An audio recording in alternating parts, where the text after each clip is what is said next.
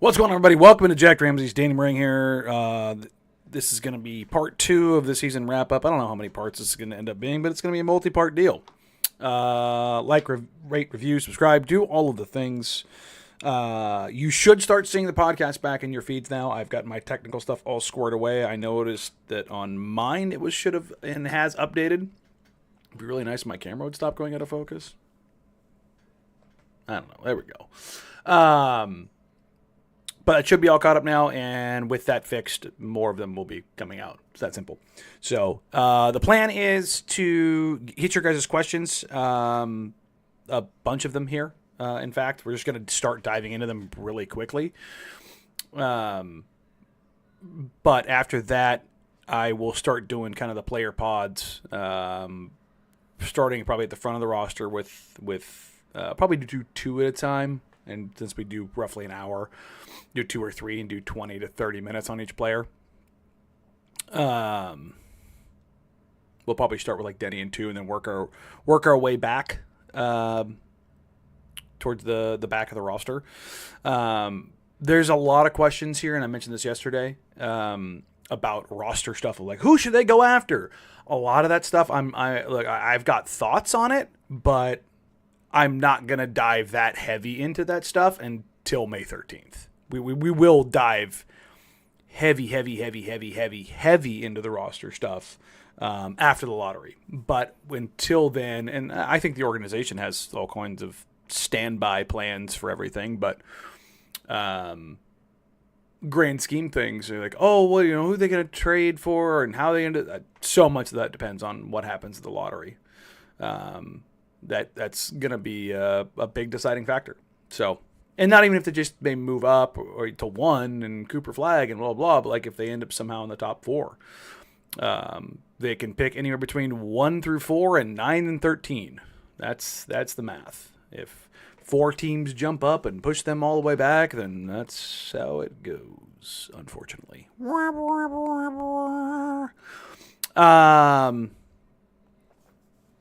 right. Ton of questions to get into here.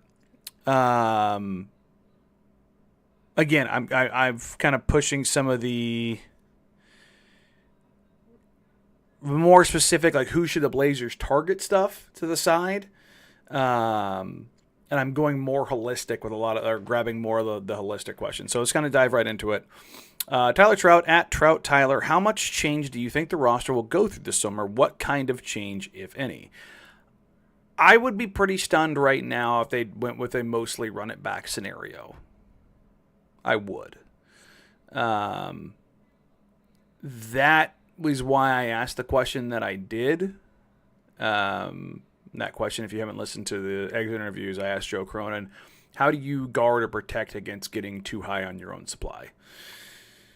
Didn't think I'd ever ask that question in a press conference, but I'm dumb, and that was the first thing that came to my mind when I was thinking about how do you not, smell your own farts or whatever euphemism want to use of believing in something that's not really there because it's yours, right? If you look at rosters in general across the NBA, there's typically a pretty seismic upheaval every year. The fact that the Blazers didn't go through that last year is pretty surprising. Just in general, not because of the roster or the front office, the coaching staff or anything, but like that's your normal turnover is actually usually pretty substantial, right? I do expect there to be a pretty decent amount of change. I think this is probably a good way to preface all of these questions is to do this right now, right? So beyond the draft stuff and the lottery and everything comes with that, you've got multiple players that are eligible, they're contract extension eligible, right?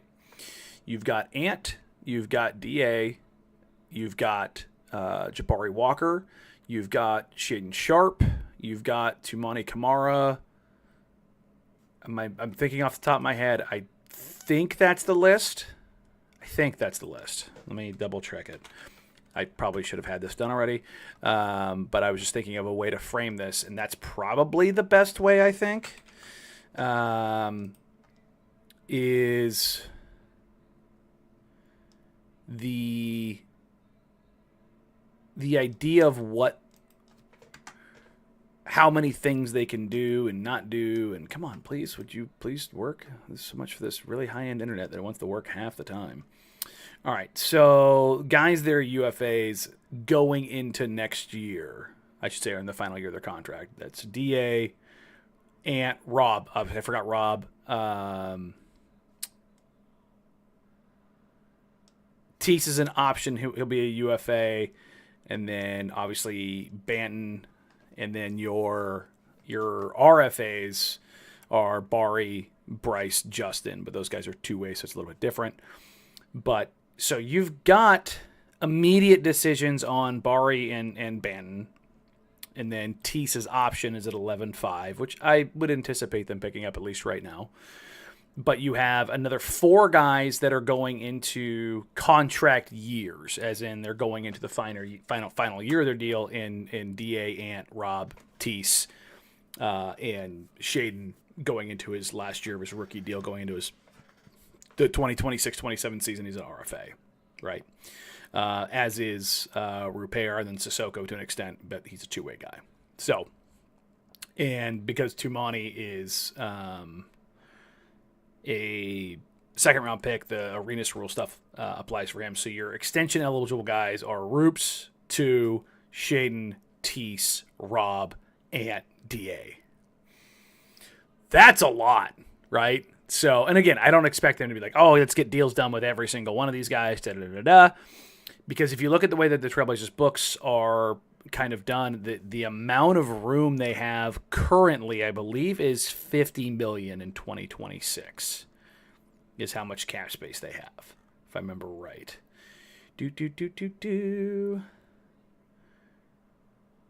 Well, I guess there's the cap holds, but if they were to renounce or not extend guys, something like that, so something like it, I believe it gets up to something like 70 if they didn't bring back anybody. But the idea there is, it allows for some flexibility. Now, a guy like Tumani Kamara is contract extension eligible, and he can get anywhere from up to 4 years, $90 million.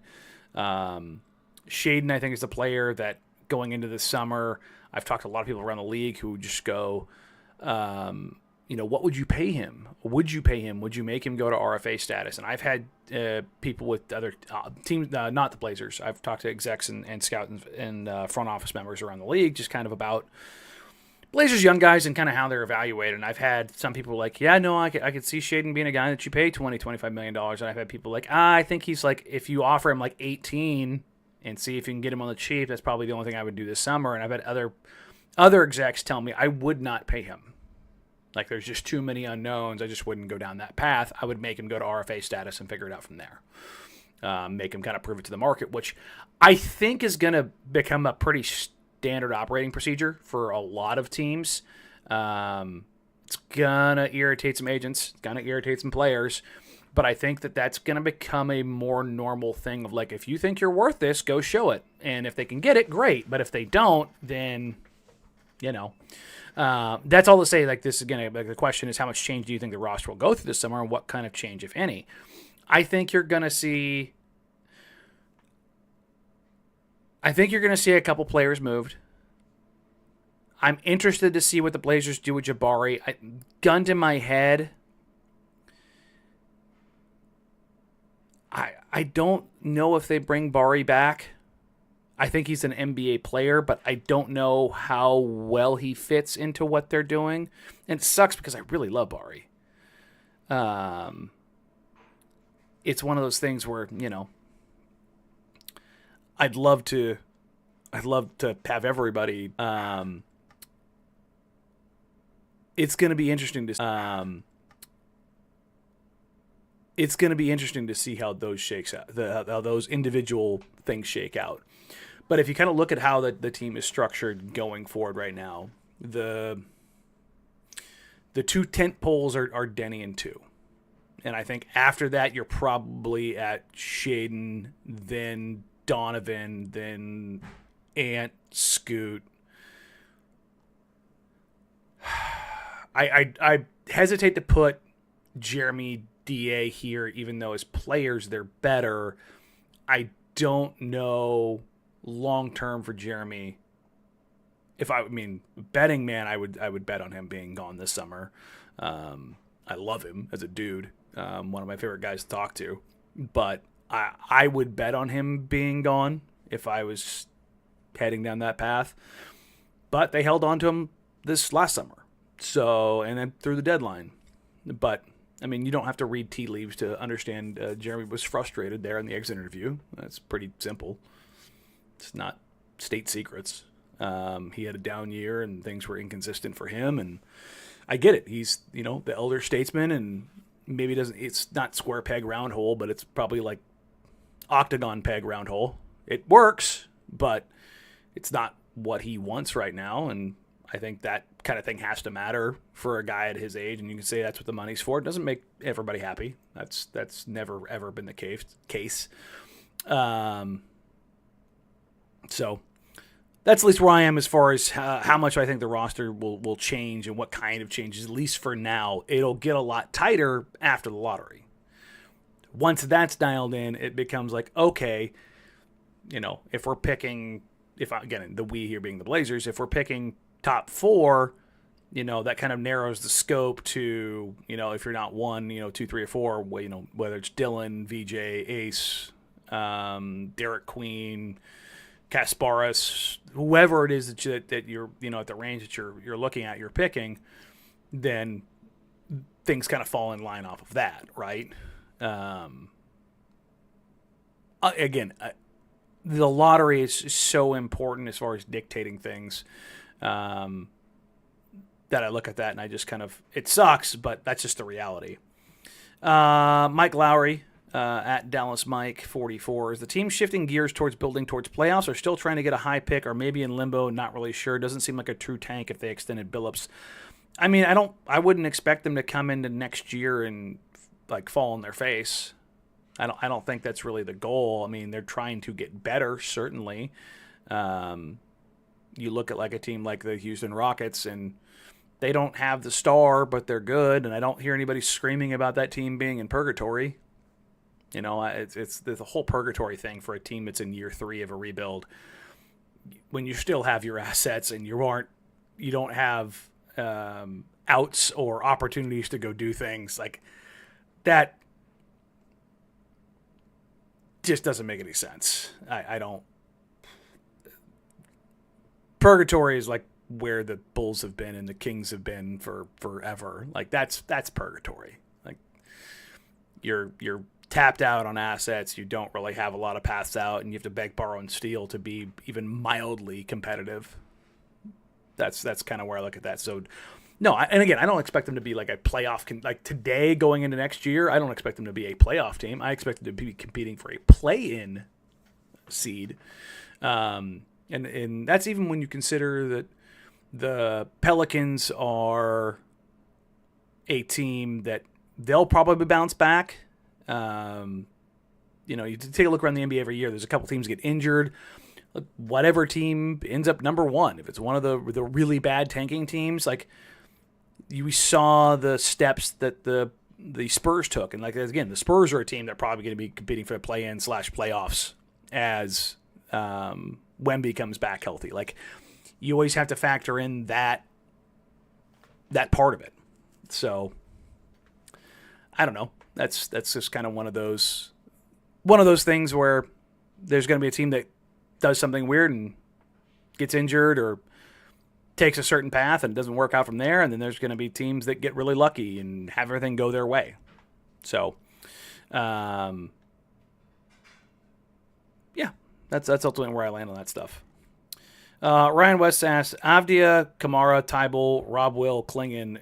Never mind the offense. Is that the best defense in the league? No, but it's really good. It's really good. It's pretty versatile, for sure. But no, it's not the best defense in the league.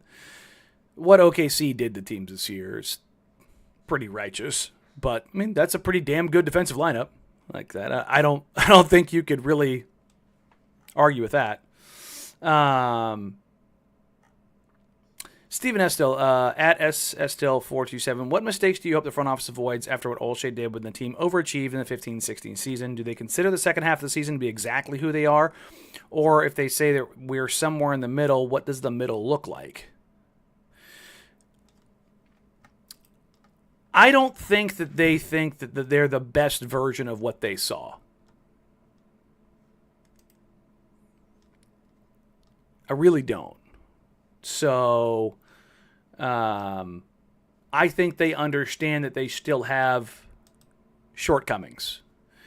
I think they look at things and they see, number one, that their offense is still behind. That they really only have one guy on the team who's a shot creator of any consistency or is treated any differently by opposing defenses, and that's Anthony Simons. Like, he's the only one who's seeing. I mean, Chauncey Billups again mentioned this in the press conference. The coverages Ant sees 90% of the league doesn't see. Like, his gravity is something that causes teams to have to change up a lot of what they do. They need to kind of figure out how that it's going to work, you know. And I'll say this, like, if I said this on the radio, I think today or yesterday, if the Blazers somehow miraculously won the draft, I would keep Anthony Simons as my point guard. 100%. 100%. And that has everything to do with his skill set. A guy who can create on his own, who has good tertiary creating, but also can score at all three levels reliably. That's the kind of player I think, like, if you had a Ant, 2, Cooper, Denny, Klingon lineup, like, that's the kind of player I would want at the one, is somebody who is a creator themselves, but also a great shooter. And I think that's because I think you have in that lineup, I think you have a bunch of tertiary, secondary level creation up and down the lineup, but you're missing some shooting. Now, I think Cooper is going to be able to shoot it relatively well, but I don't think he's like a dyed-in-the-wool, stone-cold, just, 40% shooter on volume kind of deal. I think he's going to be a 37, 38% on probably 4 or 5 attempts a game kind of situation. That's how I look at him, 6'7". I think probably Jeremy Grant's three-point shooting, I think that's probably about the volume, somewhere right in there. That's kind of at least where I'm at now. Who knows? Maybe he turns into a guy that just starts jacking up threes. I doubt it, because I think he's got that in-between game that stars have, and I think he'll go to that. But that's kind of where I fall with that. A lot of people are asking me about the draft targets in the 9 through 10 range. That's going to change. Not depending on where the Blazers pick, but like draft evaluation, combine, intel. There's a lot of guys in that range. A player that I love in Kasparas Shakashionis. I know people that have him at 4, and I know people that have him at 10. Ace Bailey and Trey Johnson are 2 guys that I've heard that will probably start falling relatively soon. Like, I think the top 3 for most people in the league right now is Coop 1, Dylan 2, VJ 3. If I go around the league and do a anonymous survey, I think that's probably the order you're going to get. I had somebody tell me if you're drafting 3, Dylan and Ace are off, or Dylan and Cooper Flag are off the board, how comfortable in your job security do you have to be to draft Ace Bailey? Because Ace Bailey is the kind of player that can get you a second contract, but he could just as easily get you fired. So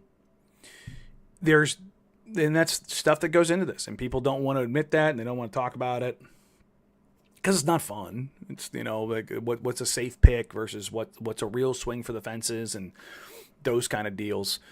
But I had another question in here. Chris Hoagie asked, does Con Knipple fall to us? If by fall you mean is gone before pick 7, yes. I don't think Con Knipple lasts beyond 7. I think 7 is the latest he will go. And he has a lot of fans in the NBA. 6'7", at bare minimum, 6'6.5", 220 pounds, very strong, shifty, pick and roll manipulator, a guy that can toggle up and be your primary. You saw it when Cooper Flagg went down in the ACC tournament and Colin went bonkers. But I don't think he's going to be there at 9'10". I'd be stunned if he was there at 9'10", to be honest. What's interesting and what's going to kind of, at least for now, what is going to swing things in that draft is like around pick 5, 6, 7, 8. Because like you take a guy like Kamen Malawach, the big from Duke, there are people that love him and there are people that wouldn't touch him with a 10-foot pole. Like there really aren't too many people that are on the fence on him. He's a very polarizing prospect. You either think that he's 7'2", and despite the lack of rebounding, he's still so new to the game that his feel and movement's pretty good. He shoots an incredibly soft ball, and you think that his touch is very great. That for a big guy, he's able to elevate and catch lobs with a tremendous catch radius. Or you think that he can't rebound, he gets moved off his spots, he's too easily boxed out, the shooting is just theory, his feet are faster than his head. Like those are the poles, for kind of, I think, how he's viewed. I'm not a big Malawach believer, to be honest. He does stuff that I go, ooh. And I will say he does shoot the ball, or look like he can. I shouldn't say this. He shoots an incredibly soft ball. Like their touch on it is feathery, and it looks super weird coming out of a guy's hands who's 7'2", 7'3". It's interesting. That's what I'd say about him. I look at him and I think he's a boomer bust type of player. I think he's kind of like more modern day Roy Hibbert, if he's good, like Roy Hibbert with maybe some touch, which again, good Roy Hibbert was good, and I think he moves a little bit better than that, or he's Hashim Thabit and he's out of the league quickly. That's yeah, not for me. I'll just say that, and especially since the Blazers have like 9 centers. I don't think they need to go down that path. So if they do end up picking in the 9-10 range, it could be good for them in a sense that somebody might really like him there, and it might let somebody else fall to them who otherwise wouldn't. I think that's kind of what you look at. There's also a guy like Derek Queen from Maryland who there are some major supporters of. I've seen some people who are like, yeah, no, I could see him going 4th, which had me going, I'm sorry, what, 4th? Okay, that's a bit interesting. But there's still so much time between now and June 24th? NBA draft 2025. What day is it? I know the lottery's May 12th. What day is the draft? June 25th, sorry. It's a Wednesday. What a weird day for the draft. Anyways, back to questions. Joel at Jolie Bell asks, tell us about your experience at Nike Hoop Summit. It's one of the best events to go to every single year when you're talking about looking at the next great next great crop of young players that are slated for the NBA.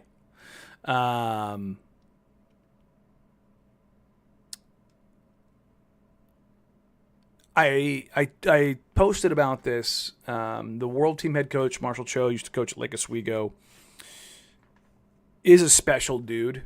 His ability to relate, develop, and connect with these kids is truly incredible. This next group, all week, all I heard from everyone was that the Team USA was going to smack Team World by 25, 30, 35 points. Like, we were in this press row, like, what's the over-under? Is it like 25? Like, that was the feeling, because they've got Cam Boozer, they've got AJ DeBonsa, they've got Nate Amen, they've just got dude after dude after dude. But Marshall Cho had those guys on the world team ready to go. And even more than the basketball side of things, you've got a guy like Tunde Yusufu from Benin, which is near Nigeria, and basically he's the biggest name to ever come out of that country.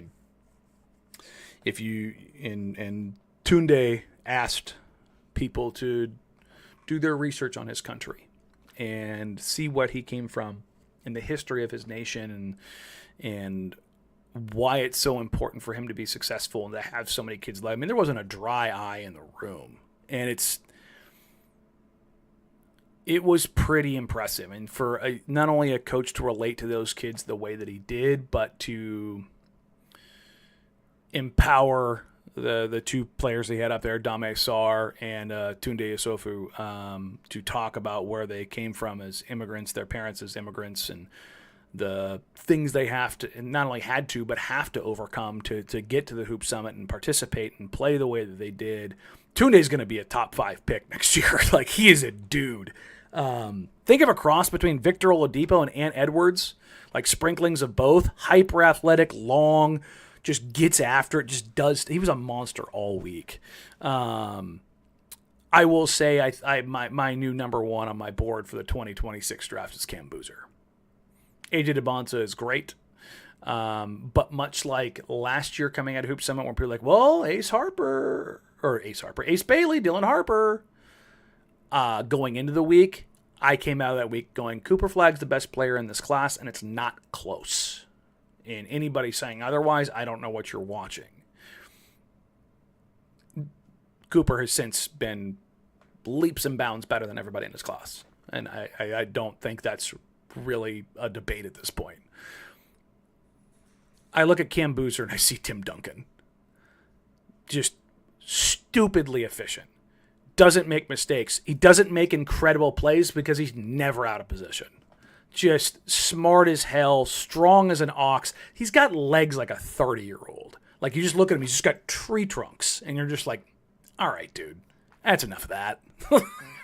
Like, it felt like he was having an impact, and he was a part of the game, and then you realize, like, oh my God, he's got 25, 15, and 7. Something disgusting like that. He was second in scoring, top in rebounding, top in assists. I was like, all right, dude. And he had 3 steals and 2 blocks, I think. It was like, all right, can we chill? And every time you look down, he was just making a play. Whatever it needed to be. And it was like, okay, that's Duncan-esque. Like, he does it without flying off his feet because he's always in the right place. Duke's going to be so freaking good. I hate it. It's so weird. His brother, Cade, point guard, solid player for sure. Solid player. Kamenya, the wing, who's also going to Duke, was a major standout for the U.S. Just, I hate making the same race comp. I always try to make the cross race comp for the white guys because white guys always get comped to other white guys.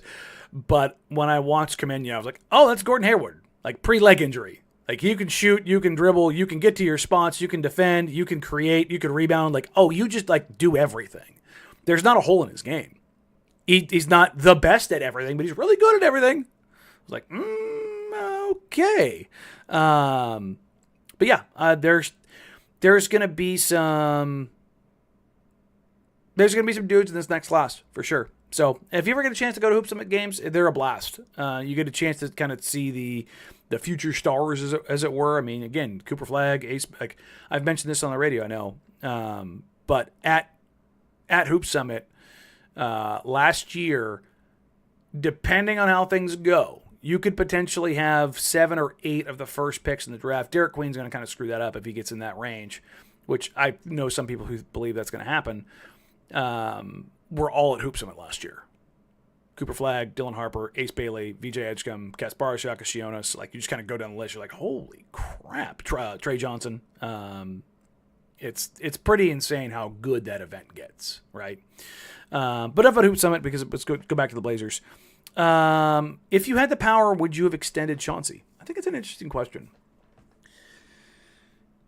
You would have had to make the decision relatively quickly because multiple teams were going to probably go after him. I know I have been kind of at the forefront of Chauncey's actually okay, he's fine. Like, it was like, oh, you're carrying one of the organization. No, you just don't get to see what I see on a daily basis, which is how these guys look at him, how they talk about him, how they feel about him, and how he feels about them. Like, and I've made no bones about it. That, to me, matters a lot more than what baseline out-of-bounds play they run. That's the soft skills stuff and the ability to communicate and relate and impart. That's 75-80% of coaching in the NBA. Because if you don't have that, you can be the greatest tactician ever. You get fired immediately. Greatest tacticians aren't the best coaches. Best coaches are the ones that can build an identity that is sustainable and that players can have a relationship. And I'm not talking about being their best friend, but they respect them. So I would have probably leaned in pretty hard to that, but I also would have wanted to see what was out there and do the necessary research and check the opportunities to see what was possible. For me, the due diligence. And maybe they did that behind the scenes. I know that I'd heard names that were tied to the Blazers. Like, that's out there, which means they probably were checking around. But, and this is another question here from Rome T. Would you have re-signed Billups with great coaches like Mike Malone on the market? Mike Malone is not the coach for this team. I do not believe that. I do not believe that a coach that is the title-winning coach that wants to coach veterans in a ready-made team is not for this team. And I keep going back to the whole J.B. Bickerstaff, Kenny Atkinson of it all. J.B. Bickerstaff, I believe, is a coach that is very good at establishing culture and building from the ground up. I don't think J.B. is necessarily the coach that takes you from that to the next version or the promised land, as it were. Now, so much of coaching in the NBA is how good are your players? Because are Eric Spoelstra and Mike Budenholzer the same level of coach? I don't know. Give Mike Budenholzer LeBron James, Chris Bosh, Dwayne Wade, and see what happens. I have a reeling suspicion most high-level coaches in the NBA, most like slightly above average coaches in the NBA, probably would have gotten a title out of most coaches. Because when the talent is overwhelming, the talent is overwhelming. I said this before. I've never been a great coach to take a bad team to the playoffs. Great players have taken bad coaches to playoffs. That's happened. They get summarily fired, but there you go. But the idea of re-signing Billups, I wasn't that against it, especially when I talked to players and got their feedback of, if you want, go listen to Matisse Thybulle and what he had to say about Chauncey Billups and the staff and how important that relationship and that dynamic is to him. And it's echoed by pretty much everyone on the team, including guys like Scoot and Shaden, who both got sat down. And even with that, I think they learned through the things that came with it. So, I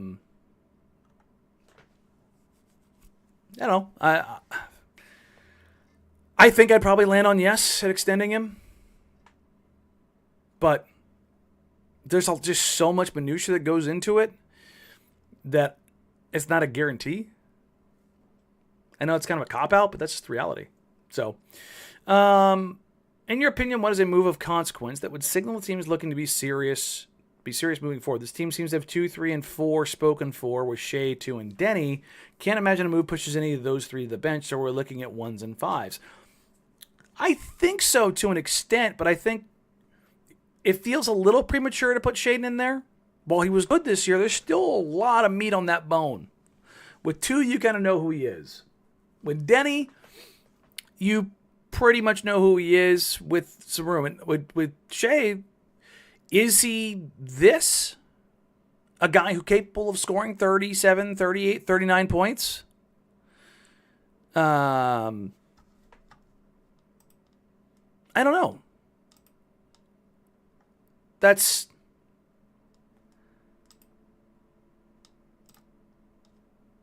It's an interesting spot. Is he Andrew Wiggins? Is he...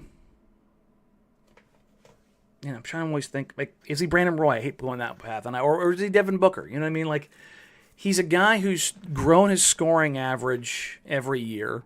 His usage has gone up. His three-point percentage has gone down. His free throw rate has gone up.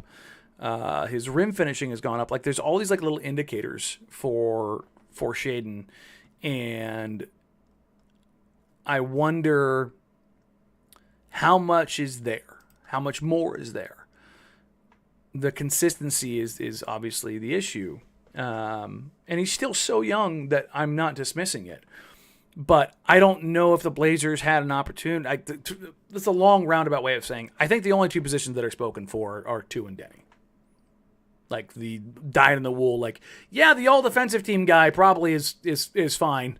And then the guy that, basically averaged, 29 and 5 down the final 50 games of the season, he's probably locked in there.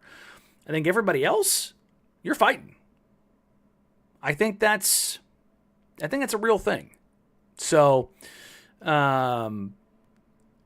if you're talking about what could be available, I think you're looking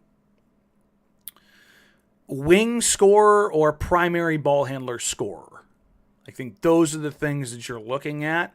And as long as you have some sort of baseline 5, I think you look around the NBA, because unless you have Jokic or a healthy Embiid, like, does Alperen Şengün put the fear of God in you?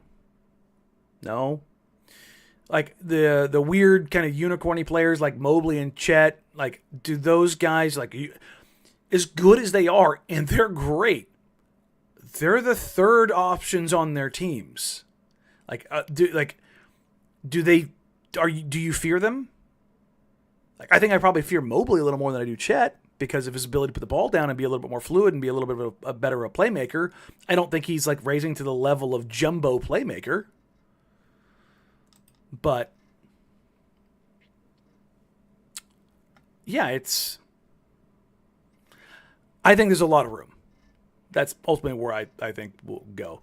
This question is asked by probably 5 or 6 different people, so I'll just grab this one. And if you asked this, I'm sorry. I'm just going to use a PNW sports fan question here. Do you think the Blazers front office will prioritize picks or players in any trades this offseason involving veterans? Depends on May 12th. But I will say, non-Cooper Flag was standing, right? I think you're looking at any and all options. And with those options, you're trying to evaluate what makes the most sense. I'd say they're probably a little bit light in their future picks department. So it wouldn't surprise me if it went down that path. But if the right player with the right fit, and again, if you go back to what they said in the pregame press conference, I think it was Joe who said it. I think it was Joe Cronin who said it. I can't remember if it was Joe or Chauncey. I think it was Joe. Said something along the lines of, we can now be a little bit more targeted with people that we go after and not always just swing for the fences. And I think what they're saying there is not that they're going to settle. I mean, the way I heard that was, we're going to look at guys that have a particular mentality. And they're not going to look at a guy and go, like, let's just say in this draft, Trae Young is available. 20-year-old Trae Young coming out of Oklahoma. Yeah, he's this offensive engine. It's probably something you're looking at, but do you want to have a 5'11", 6-foot point guard with major defensive deficiencies that cannot do anything without the ball? Like, does that, despite being an incredible playmaker, shot maker, all those things, if he was in this draft or he was available in a trade and like you looked at kind of the fit, despite him being great, does he make sense? Like, well, you could say, well, you have all these wings to cover up for him. I'm like, well, do you want like your team to be built to cover up for a guy, or do you want the fit to try to be a little bit better? The argument against that is talent is talent. And so you kind of have to weigh those things. And the way that I took that is maybe they're not weighing those things quite as much if the fit is right. If that makes sense. That's kind of how I look at it when you're talking about if they're moving for players. Now, if they're moving for picks, it's the type of picks and what protections or not protections and how far out. Tell you right now, that Bucks pick far out looks mighty fine.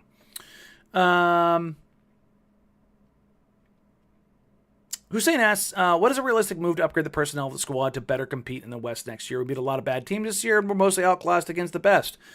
I don't think you can make a move outside of a major transaction that's going to have you not be outclassed by the best. The top crust of the NBA is just better. And you can talk about how much better the West is than the East, and my God, is it?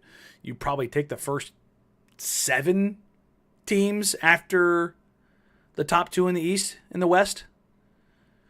OKC 1. I'd go Cleveland 2. I can understand you going Boston, so those are the top 3 teams. You probably take the next 6 or 7 in the West before you go back to the East. At least I would. Maybe 7's a bit egregious, but is it? Is it? So, competing in the West is a nightmare.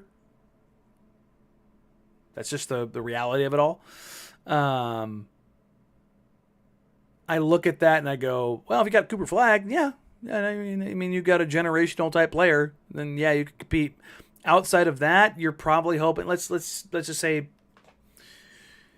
they go to 4 and it's Ace Bailey or Concanepple, and they just end up being a really, really, really good player. Let's say that somebody at 9. Let's say they're at 9. They take Kasparas Giacosionis, and it turns out that he is a dude. Those are the personnel moves that I think that are going to have much larger ramifications in the long run than whatever trades they make, unless they traded for like a Franz Wagner. Like, that's the name I keep using as this placeholder because he's 25 or 24 years old and really good, right? Like, there's only so many of those under 25 guys that are really good that you can be like, I wonder if a team could put a package together to get him. And I know there's talk about Zion Williamson being available. I want nothing to do with him. I just, the injuries, the off court, the weight, all those things. No, hard pass. I'm out. Don't need it. This is an interesting question. Joseph Steckman at Steckman Jr. After 2 years of data, kind of, what do you think Scoot's ceiling is? 2 years is probably too early to put a ceiling on it. I will tell you this, after year 1, I was terrified of what he was going to be. Yeah, and I don't say this to denigrate the kid, and somebody got mad about me not giving Scoot his flowers yesterday.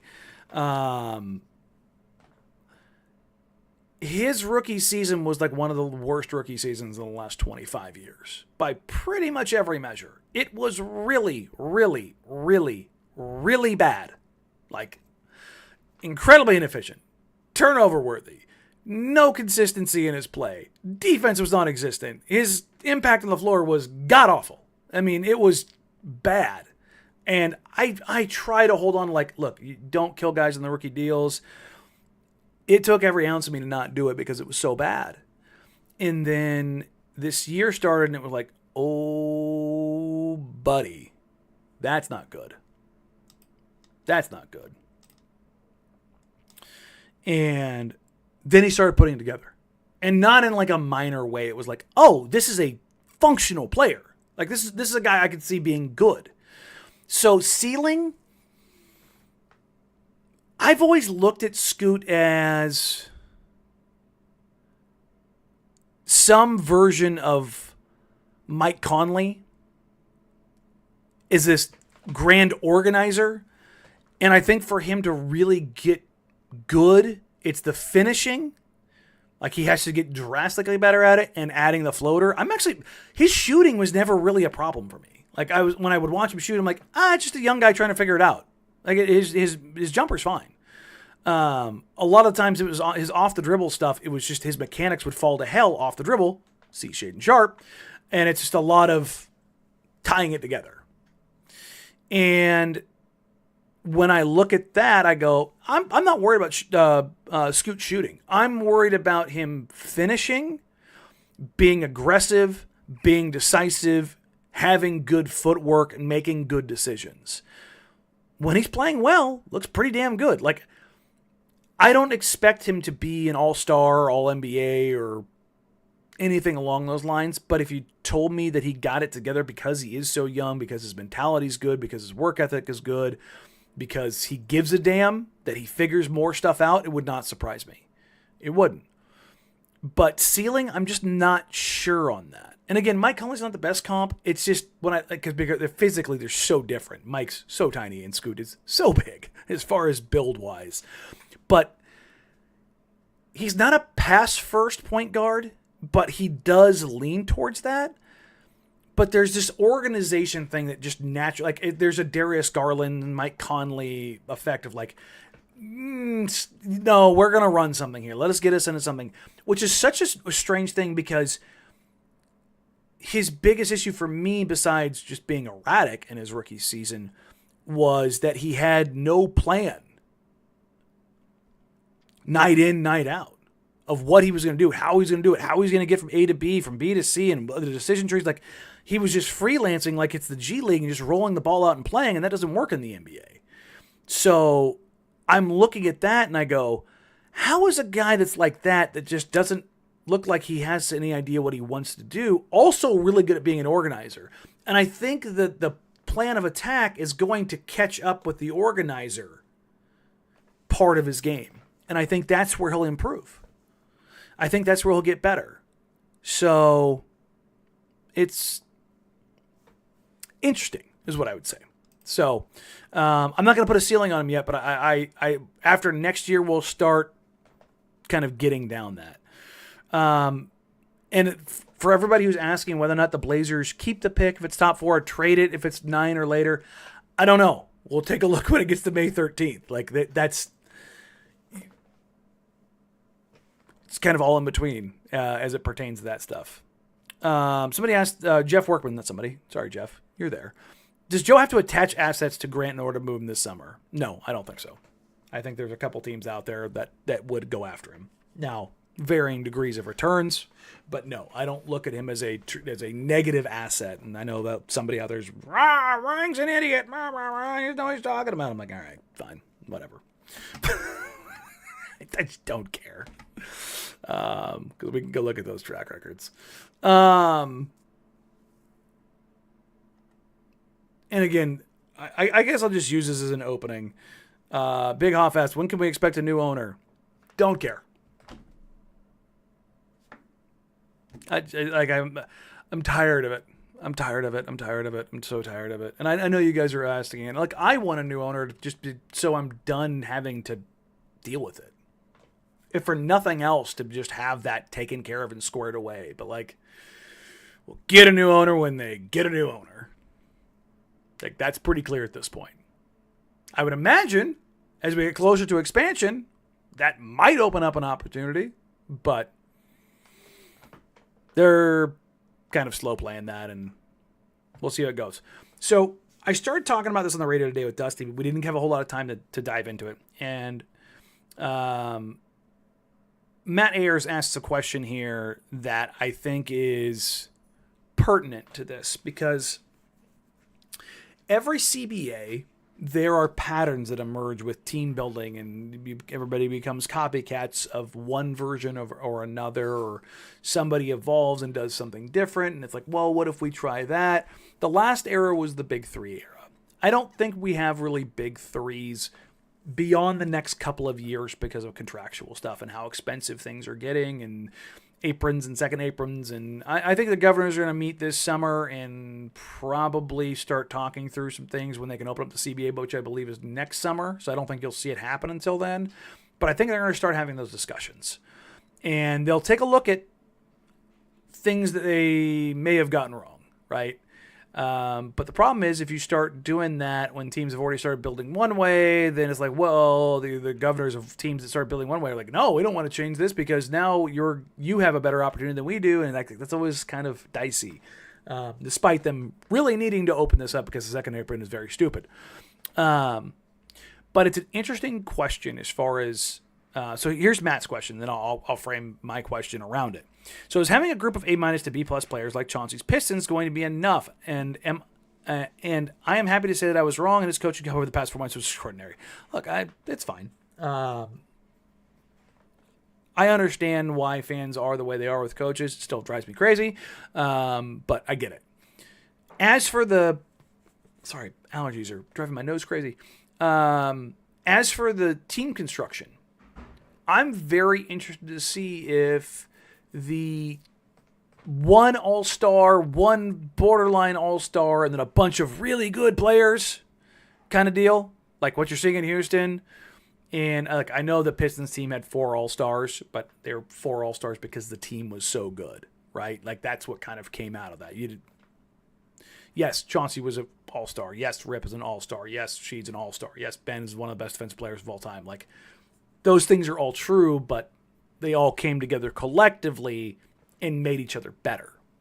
And I wonder if a bunch of like really good players, God, my nose is going to kill me, and having real depth is going to be the move for some teams, and being able to kind of stockpile that and have it be a team that's really 8 or 9 deep with good players and not being so star-centric. Looks at Phoenix, you know? And again, I know that's a different thing because of Beal's no trade clause and him just being happy to be there and KD just being a hooper, and blame every coach you want because they've gone through 3 of them in 3 years. Congratulations to all those coaches who have golden parachutes. But yeah, it is this very interesting proposition that I want to dive into of, is that feasible? Can you build a contending team that way? Because I'd argue that the last like no bullshit contending finals team that the Blazers had was built that way. Clyde, yes, apex superstar, but you had fringe all-stars in Buck and Terry and supporting cast members like Duck and I should put Jerome in the other category as well. But like you had these, and you had depth up and down the team. Just a great, really long, really athletic. The old poster with Terry, was it Buck and Jerome, running at you. I'm starting to wonder if that's a viable option for teams going forward. And I think watching Houston, who will now play the winner of tonight's game between Golden State and the Grizzlies, which is now, to time date, this is 64-51 in the second quarter. I think most people would expect that the Warriors are going to win that game. We're going to get a Warriors-Rockets first round. If all of a sudden those young Rockets knock off the veteran Warriors, do you start seeing some copycats? So, if I didn't answer your question yet, there's a strong likelihood. I think you're looking at the player personnel stuff, and I'll revisit that probably after the lottery once we kind of know where things are settled at. And once I know what's going on for the lottery and when, where, how, I will announce that stuff, because I've got to talk to probably 2 different bosses on the radio and TV side to find out what that looks like. In the meantime, like I said, I will be doing the player pods over the next couple of days. I will also be cranking out writing a little bit more in depth. Like I said, I've got 2, Danny, and I've got a couple other ones as far as some team building, as well as the draft profile guys. I've got a couple going on the top 4 guys as I have them, and then I've got a couple more on guys that I kind of have in the 8, 9, 10 range. Maybe I'll go to 11, 12 just because there's probably going to be some guys that slip around there. But look for that. That'll be on patreon.com/Jack Ramsays. That'll also have all the video stuff alongside everything that comes with that. So thank you all for being here. Go enjoy the rest of Warriors Grizzlies. If you're here live, if you're listening later, enjoy what happened in Warriors Grizzlies, I guess. Like, rate, view, subscribe, help us grow the show, do all of the things. You can find me on social media at Danny Marang across everything except for Instagram at DMarang, because somebody's still squatting on my freaking handle. And then, of course, patreon.com/Jack Ramsays, where there will be a metric crap ton of content over the next couple of days and couple of weeks. And as we get ready for draft season, off season, and everything else that comes with it. Everyone, have a wonderful, wonderful night. Take care. Talk